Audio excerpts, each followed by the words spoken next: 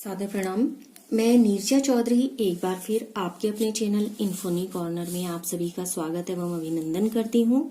आज का हमारा टॉपिक रहेगा, जो कि इस चैप्टर से रिलेटेड लास्ट टॉपिक है, कि जो पॉपुलेशन होती है उस पॉपुलेशन के बीच में आपस में जो इंटरेक्शन होते हैं उनके बारे में आज हम पढ़ने वाले हैं। यानी कि समष्टियों के बीच में जो पारस्परिक क्रियाएं होती हैं उन पारस्परिक क्रियाओं के विषय में आज हम बात करेंगे। देखिए, जो ये आपस में क्रियाएं होती हैं, ये हम जानते हैं कि अगर हम किसी जगह पर रहते हैं तो वहां पर सर्वाइवल के लिए बहुत सारी कंडीशंस अवेलेबल हो जाती हैं। क्यों हो जाती हैं? क्योंकि वहां पर हमारे पास रिसोर्स सीमित है और उन लिमिटेड रिसोर्स की वजह से आपस में जीवित रहना है और रिप्रोडक्शन को आगे बढ़ाना है, यानी कि संततियों को आगे बढ़ाना है, ऑफ स्प्रिंग को बनाना है। तो इसलिए आपस में क्या होते हैं? संघर्ष होते हैं।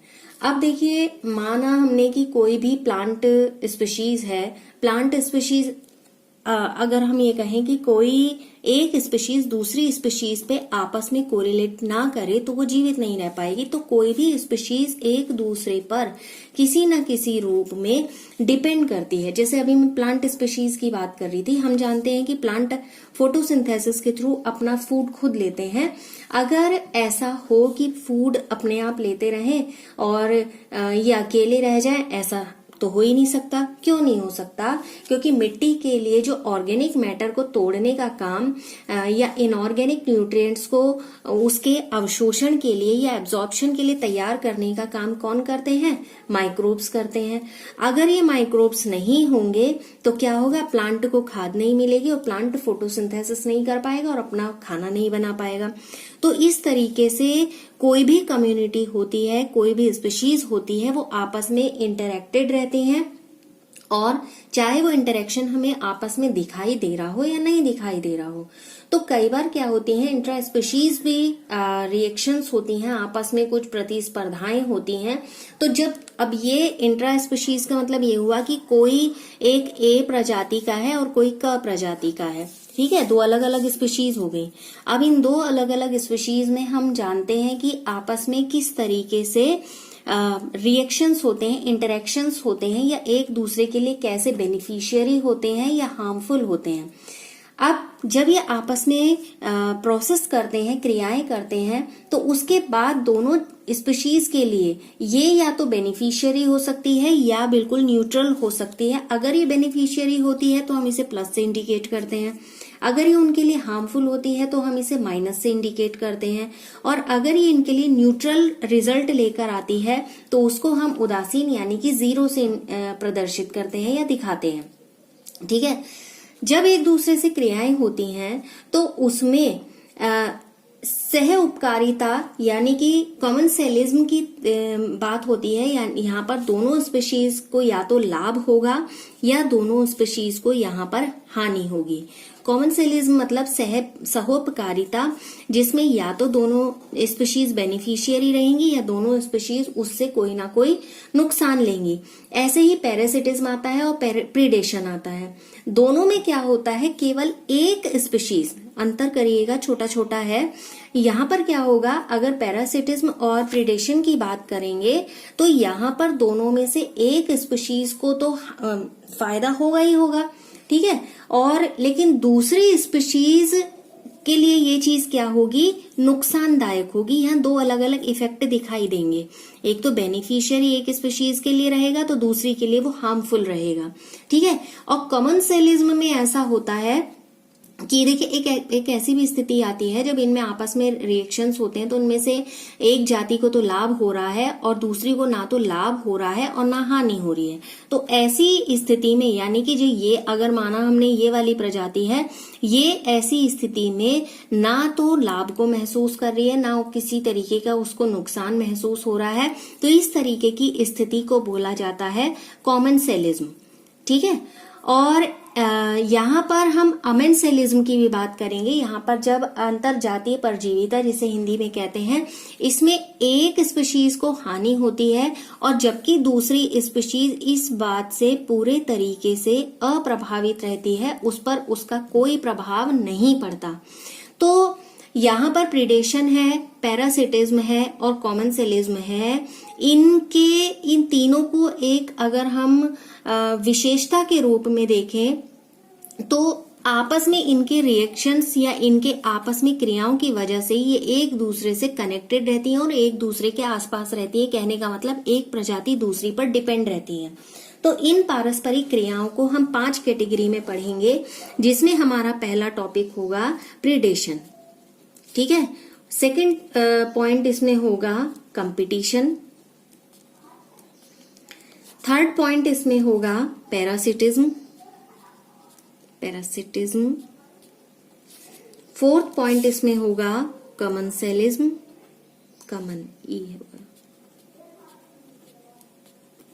और इसका लास्ट या फिफ्थ पॉइंट होगा म्यूचुअलिज्म।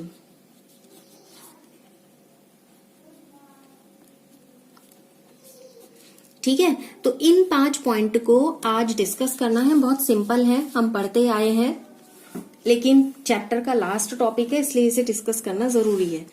देखिए, कोई भी स्पीशीज होती है, हर स्पीशीज में एक कैरेक्टर होता है कि उसमें प्रीडेशन होता है। कैसे प्रीडेशन होता है? हम कहते हैं कि एक ऐसा तरीका होता है ये जिसमें एक स्पीशीज बहुत अधिक मात्रा में ज्यादा ग्रो ना कर पाए, उसको स्थिर बनाए रखने के लिए, यानी कि उसको स्टेबल रखने के लिए ये प्रोसेस होना जरूरी है।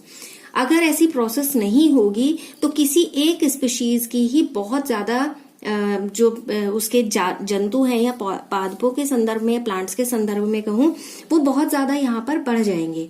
तो उनको कंट्रोल करना बहुत जरूरी है। यहाँ फिर से एक प्लांट का एग्जांपल के थ्रू आप समझिएगा।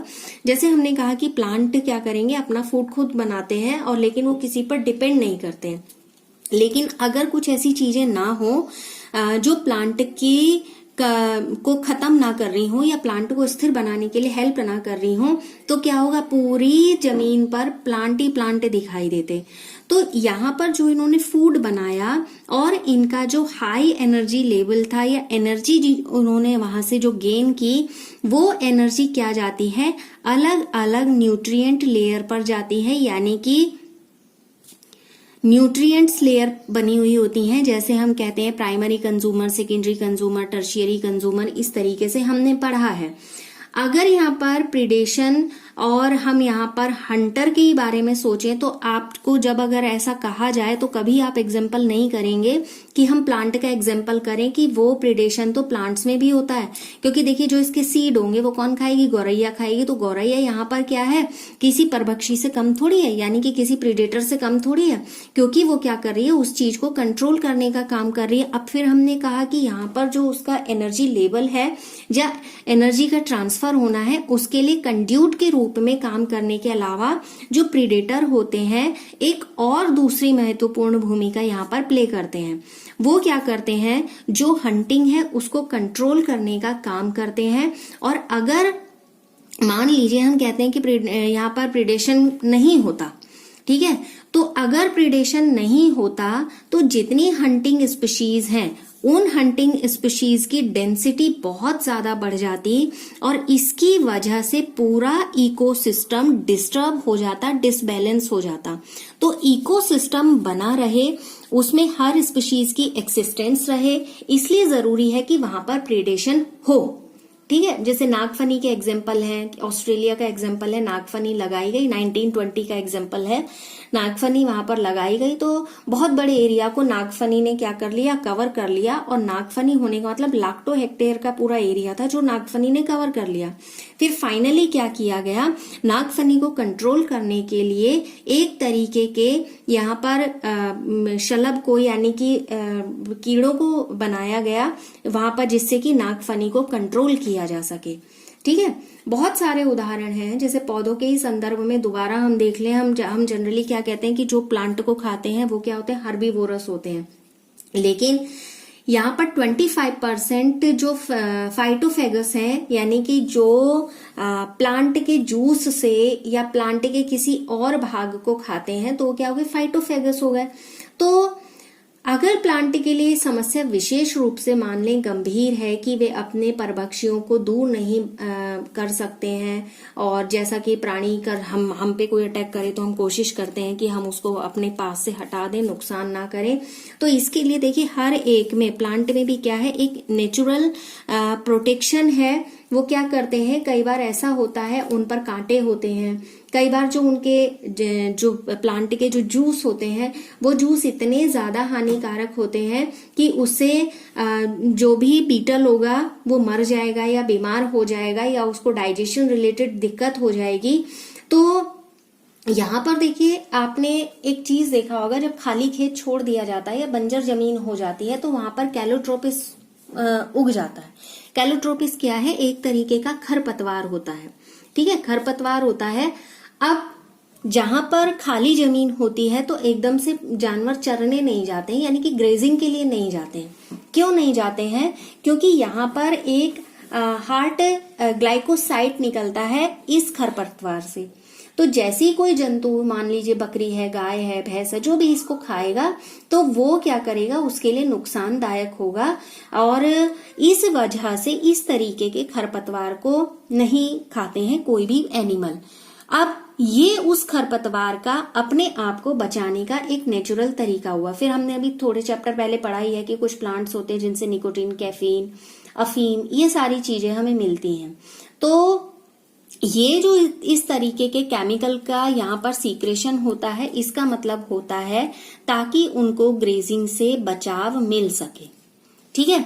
अब दूसरे पॉइंट पर आते हैं। दूसरा पॉइंट हमारा है इसमें कंपटीशन। कंपटीशन मतलब आपस में एक प्रतिस्पर्धा होना, और हमने डार्विन के अकॉर्डिंग पढ़ा है कि योग्यतम की उत्तरजीविता है, जो फिट है वही सरवाइव कर पाएगा। तो यहाँ पर जैसे बहुत सारे उदाहरण हैं इसी से संबंधित, मैं सिंपल तरीके से इसे बात करना चाहूंगी क्योंकि हम पहले डिस्कस कर चुके हैं इसको। देखिए अगर हम यहाँ पर कंपटीशन नहीं करेंगे सर्वाइवल के लिए तो हम सर्वाइव भी नहीं कर पाएंगे।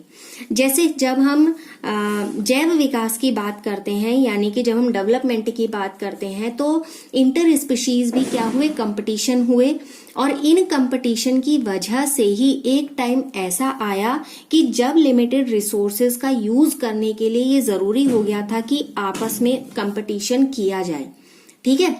अब माना हमने एक एग्जांपल ले लिया कि जो साउथ अमेरिका है उसकी जो झीलें हैं वहां पर कई बार ऐसा होता है कि फ्लेमिंगो आ जाती हैं, यानी कि वो वहां पर क्या होती हैं, एक गेस्ट के रूप में होती हैं, और वहीं की जो मछलियां होती हैं वो क्या कर रही हैं, जितनी भी अवेलेबल फूड है उसको अब उन्हें फ्लेमिंगो के साथ क्या करना पड़ेगा, शेयर करना पड़ेगा।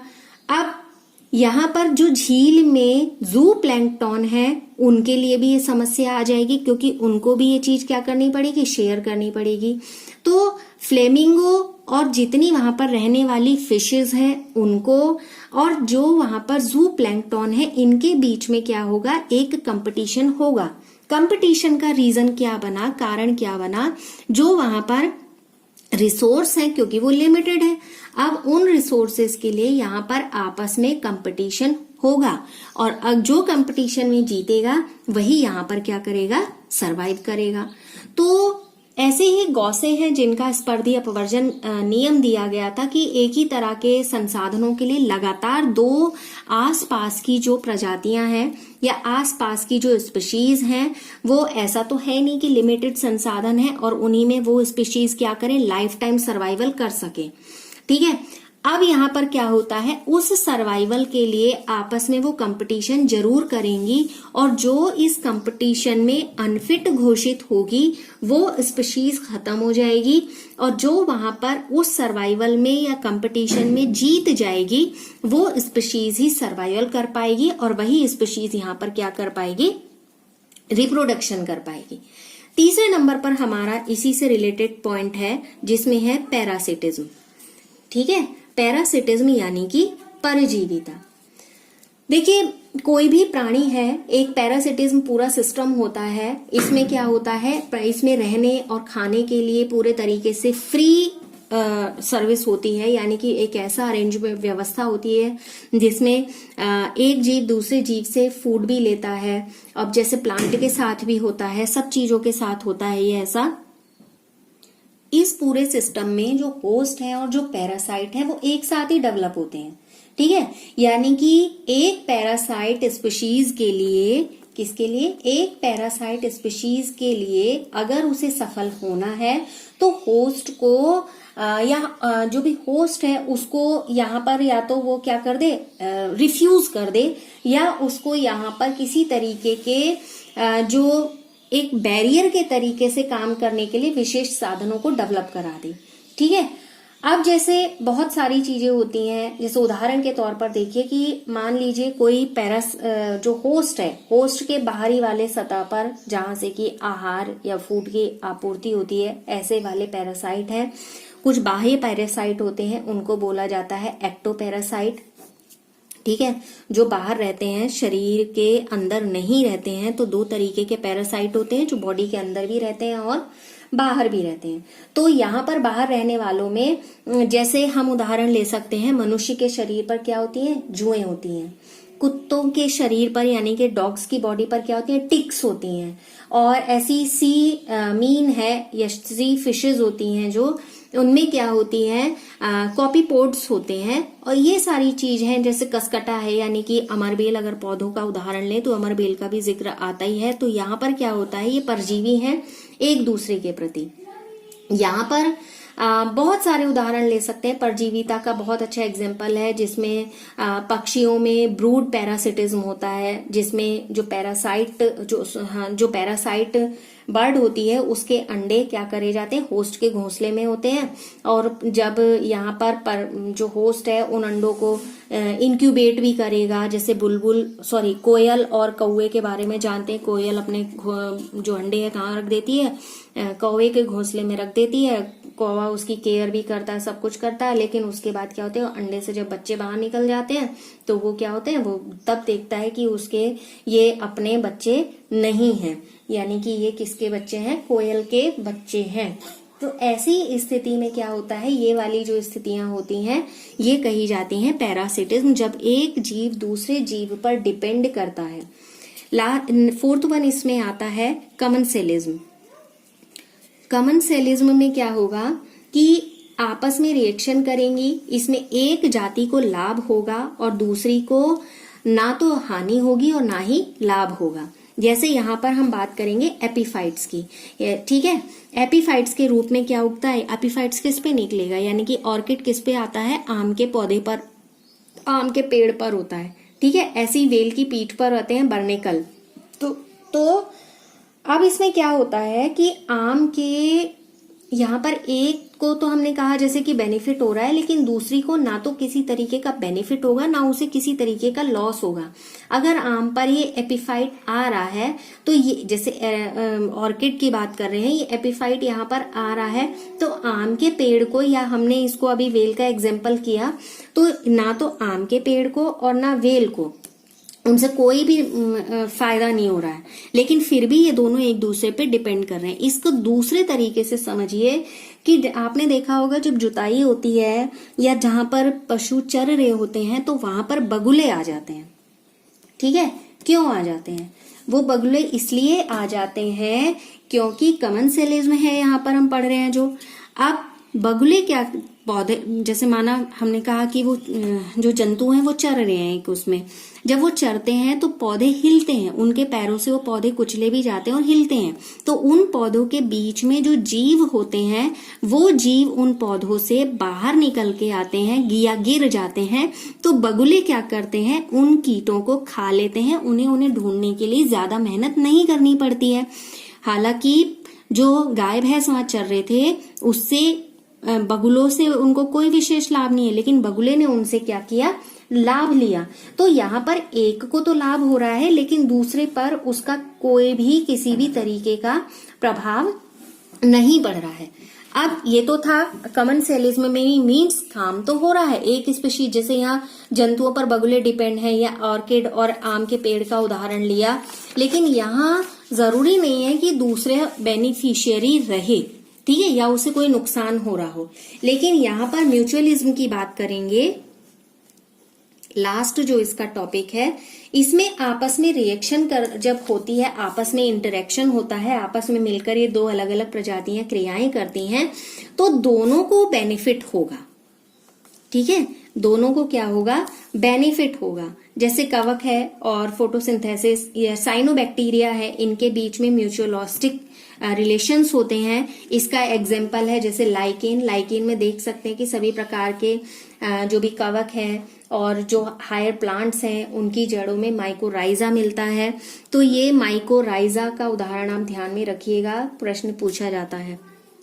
ठीक है, और इसी तरीके से मिट्टी में जो कवक या फंगस है पोषक तत्वों को अवशोषित करने में प्लांट्स की हेल्प करेगा, यानी कि न्यूट्रिएंट्स एब्जॉर्प्शन में प्लांट की हेल्प करेगा। और इसके बदले में प्लांट क्या करेंगे, उनको कार्बोहाइड्रेट प्रोवाइड कराएंगे। तो इस तरीके से क्या होता है, म्यूचुअलिज्म होता है, जिसमें एक स्पीशीज के साथ साथ दूसरी स्पीशीज इक्वली बेनिफिट वहां पर ले रही हो। ठीक है, अब यहाँ पर हम ये कह सकते हैं, जैसे इसे और भी सिंपल तरीके से समझना है तो प्लांट और एनिमल यानी कि ह्यूमन का रिलेशन हम समझ सकते हैं। ठीक, यहाँ पर क्या हुआ, जो प्लांट है या एनिमल कैटेगरी कर देते हैं इसको पूरा, प्लांट है, प्लांट में क्या होगा, फूल आएंगे, यहाँ पर पॉलिनेशन होगा। पॉलिनेशन के लिए पॉलिनेशन का काम कौन करेंगे, एनिमल करेंगे। क्या एनिमल उसके बदले में उनसे कुछ लेते हैं, नहीं लेते। तो पादप को जो सर्विसेज की अपेक्षा एनिमल से होती है, अब ऐसे तो डायरेक्टली तो कोई शुल्क नहीं लिया जाता, लेकिन इसके रिवार्डिंग यहाँ पर वो क्या करते हैं, क्योंकि एनिमल ने क्या किया, प्लांट से गेन किया, ठीक है, एनर्जी ली। अब इसके बदले में कायदा ये था कि इसको कुछ देना चाहिए, तो ये क्या करते हैं, एनिमल इसके लिए पॉलिनेशन का काम करते हैं। ठीक है, अब ये दोनों क्या हो गए, ये आपस में एक दूसरे के लिए बेनिफिशियरी यहाँ पर हो गए। जैसे नेक्टर हो गया या पॉलन हो गया, इनका जो भी है डिस्पर्सन भी एज ए पॉलिनेटर एनिमल काम करते हैं, पढ़ा ही है हमने। तो ठीक है, तो ये वाले इस तरीके का ये कहा जाता है म्यूचुअलिज्म, जिसमें दोनों स्पीशीज यहाँ पर एक दूसरे को बेनिफिट कर रही हूँ। जैसे प्लांट ने एनिमल को क्या दिया, एनर्जी दी, इसने इसके बदले में क्या किया, पॉलिनेशन किया, जिससे इसकी स्पीशीज बढ़ी। तो ये हमारे आज के जो 5 पॉइंट्स थे इससे रिलेटेड, और इसी के साथ जो हम चैप्टर पढ़ रहे थे पॉपुलेशन से संबंधित, वो कंप्लीट हो जाएगा। और इसके अगर कुछ इंपॉर्टेंट पॉइंट्स रहेंगे तो उसको बाद में डिस्कस कर लेंगे। फिलहाल ये चैप्टर यहाँ पर हमारा कंप्लीट हो गया। तो आज के सेशन में इतनी ही बात करेंगे। नेक्स्ट सेशन में नेक्स्ट टॉपिक के साथ जल्दी मिलेंगे। धन्यवाद।